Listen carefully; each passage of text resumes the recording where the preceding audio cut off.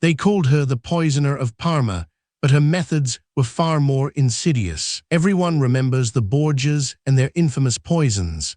Yet, in the quiet cloisters of an Italian convent, a lesser-known, equally ruthless figure perfected a different kind of vanishing act. This wasn't about quick, dramatic deaths, but a slow, calculated erasure. The Duchess of Parma, Louise Elizabeth, a Bourbon princess, arrived in Italy in 1749. She wasn't merely a political pawn. She was a woman of ambition, intellect, and a chilling pragmatism that would soon define her reign. Parma, a small but strategically vital duchy, was a hotbed of competing interests. Louise Elizabeth found herself surrounded by courtiers, rivals, and whispers that threatened her power, her family, and her future. Her solution, not the dagger or the swift poison of legend. Her solution was the Benedictine convent of San Paolo, a place of piety, yes, but under Louise Elizabeth's subtle influence, it became something far darker. The convent, with its high walls and strict rules, was ideal for those who needed to disappear, not through death, but through forced reclusion. A silent, living burial, sanctioned by God and facilitated by a shrewd duchess. Consider the case of the Countess di San Secondo. A beautiful, high-spirited noblewoman, she was a known associate of figures critical of the duchess's administration. Her influence, however minor, was deemed a threat. One evening, after attending a court function, the countess was seized.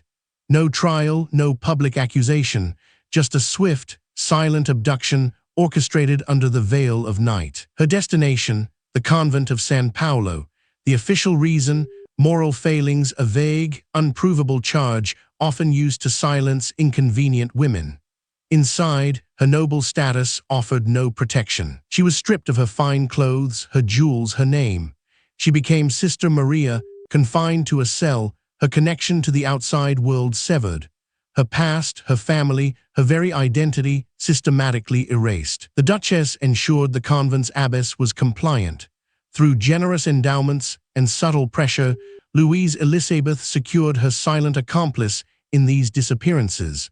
The abbess became a key player in this quiet reign of terror. The Countess di San Secondo wasn't an isolated incident. Historians have unearthed records hinting at a pattern. Young women, politically connected men's wives, even distant relatives who posed potential threats, all disappeared into the convent's embrace. These weren't simple banishments. These were life sentences. The isolation, the loss of status, the constant spiritual pressure to accept their fate, it broke many. Some embraced their new identity, others withered. The genius of Louise Elizabeth's method lay in its deniability. No bodies, no public executions, just a pious removal of sinful elements from society. A scandal averted, an enemy neutralized, all under the guise of religious salvation. Her husband, Duke Philip, a man more interested in hunting and pleasure, likely knew nothing of the darker machinations. Or perhaps he chose ignorance, allowing his formidable wife to manage the more unpleasant aspects of governance. The convent's records, though sparse, offer glimpses. Entries noting new sisters arriving without previous notice, their families often silenced through threats or incentives. The walls truly did have ears and eyes for the Duchess. This wasn't just about political rivals.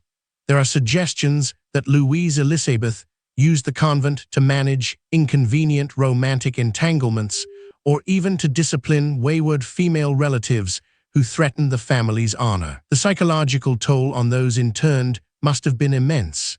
The abrupt loss of freedom, the severing of all ties, the imposition of a new, unwanted life. It was a slow, agonizing form of execution for the soul. The Duchess of Parma, Louise Elizabeth, lived until 1759. Her reign, while progressive in some ways, was underpinned by this chilling efficiency in eliminating dissent. She secured her power, but at what human cost? The true number of vanished women remains unknown, lost to history within the convent's silent walls. Their stories, often suppressed, offer a stark reminder of the lengths to which power will go to protect itself. Louise Elizabeth's poison wasn't a liquid in a cup, but the slow, corrosive acid of forced reclusion.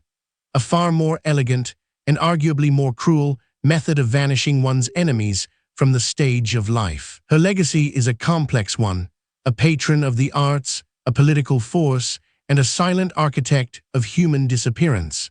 The whispers of the Parma poisoner linger, a testament to the dark secrets held within sacred walls. This chilling tale reminds us that true horror often hides not in dramatic acts, but in the subtle, systematic dismantling of a person's life, all under the cloak of respectability. Next, uncover the tragic fate of the Queen, who dared to defy Napoleon.